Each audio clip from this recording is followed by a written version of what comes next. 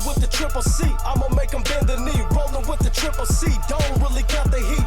Jon Jones versus Stipe Miocic. Guys, did we learn anything on Saturday? The creativity, the winner that Jon Jones is.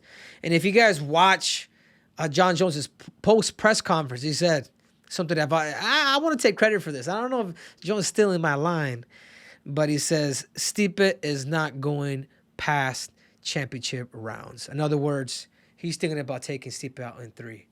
John, I 100% agree with you. But this time around, the fight, the styles, the game plan is different because this guy did wrestle at Brown University. This guy is a real wrestler that has real wrestling. You know, so I love the fight. And I think there's one thing that we all have to understand, that Jon Jones is just a bag of tricks. I mean, how do you describe his style? Creativity. You don't know what's going to come out. You don't know if he's going to take a shot, come in with that right elbow. You don't know if he's going to fake a shot, come in with the flying knee. Or you don't know if he's going to take you down. This is what makes Jon Jones extremely special. His ability and the fact that he's able to mix things up.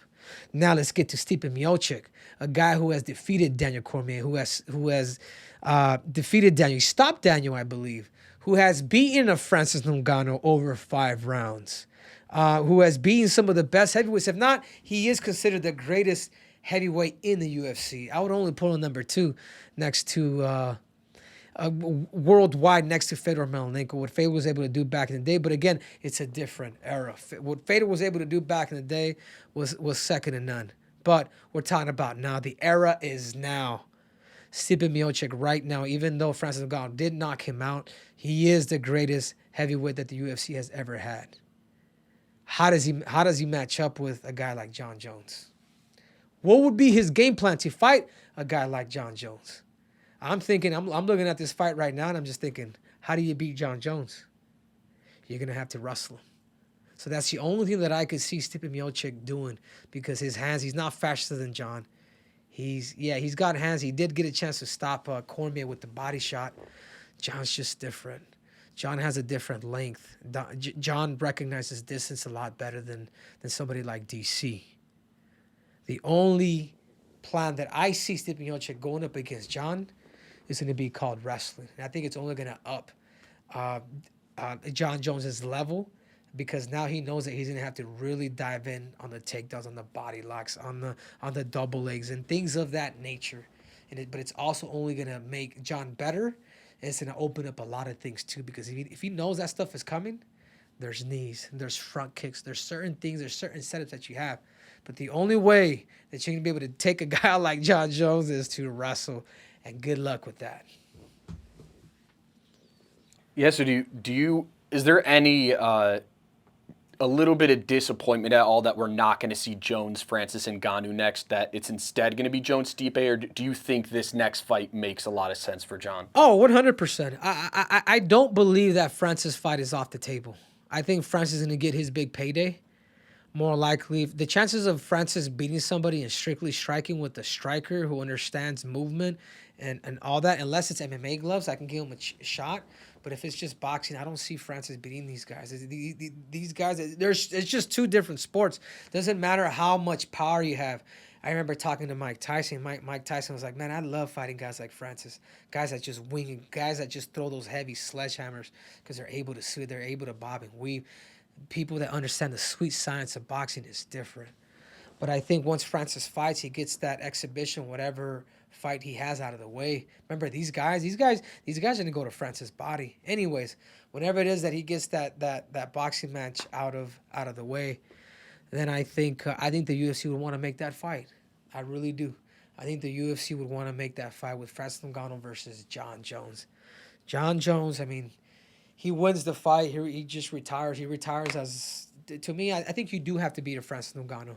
Or you got to continue to keep defending it to really call yourself the greatest heavyweight of all time. Because at the end of the day, guys, it all goes down to numbers. How many defenses have you had at heavyweight? You see what I'm saying? So you could beat a Stipe, but John, I think the UFC could still make this fight happen. Remember, this is all business. This could open a lot of this fight with John Jones and Francis Ngannou can open a lot of doors for organizations bringing other people to fight. So the sky is the limit, but either way, I still have John Jones. With Francis Ngannou going to be out for so long and not fighting in the MMA, like right now, John Jones, even though he's been out for 3 years, he has one fight.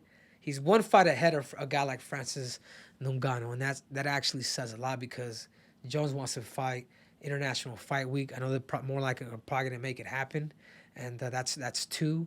I mean, if he continues to keep at it, he just continue to keep getting better.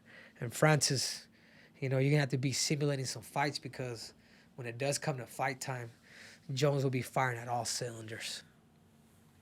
Do you think Stipe, and it's obviously a lot easier saying right now with the hindsight of knowing that John Jones beat Gane so easily, but who do you think between Gane and Stipe, like who do you think the tougher opponent is? Do you think this is a big step up in competition for Jones? I think the toughest opponent for him now, it is Stipe. Because Stipe would have the ability, maybe in the beginning, maybe defend some things off of John. He was able to defend Cormier. He was able to defend a lot of people. And I just think that wrestling grit, it just makes it harder. Because now you're going up against a guy a former champ, who has beaten every heavyweight in the UFC roster, but yet now he's been able to be on the sidelines, but at the same time, he's probably freshened up too, especially after watching Jones. The wrestling aspect changes everything. And with Francis being out, yeah, I do believe that Stipe would be the toughest fight for John because Stipe has, better wrestling than a guy like Francis Ngannou.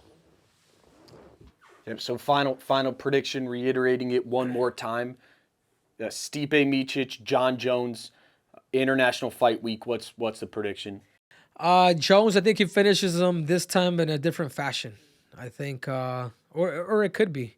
But I just, the only thing that I could say is I just don't think Stipe would be able to go 3 rounds with John. The other thing that kind of scares me too is the fact that John didn't, and he revealed it because I wasn't there for his camp, but he revealed his injury and he was only able to spar a few times. Like you got to be able to at least go through 1 round and really understand that cobweb. Really understand that kind of like that restriction. So even for me in fight camp, like I'm gonna be simulating the fight. I do believe Stipe's greatest gift is his threshold, his gas tank. How he had the ability to, to weather the storm with a guy like Daniel Cormier and beat him. Was hurt in the beginning, ends up coming back. Like Stipe gets better as the fight goes on. And that's what makes Stipe Miocic, the former heavyweight champion of the world, the greatest gift that he has is his threshold and endurance. But against a guy like John Jones, you need all that and some. So for that reason, I'm going John Jones, no more than 3. Forgot one last question. If John approaches you once again to work with him, I'd obviously assume you'd love to do that again. Oh, 100%. I think John recognizes that. I think there's things that John probably doesn't like about me. I talk a lot, or even kind of delivering content here.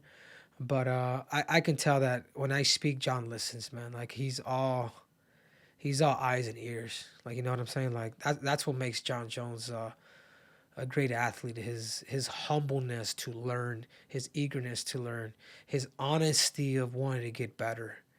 It's a true humbleness to him that you guys would understand because John can take pictures with you.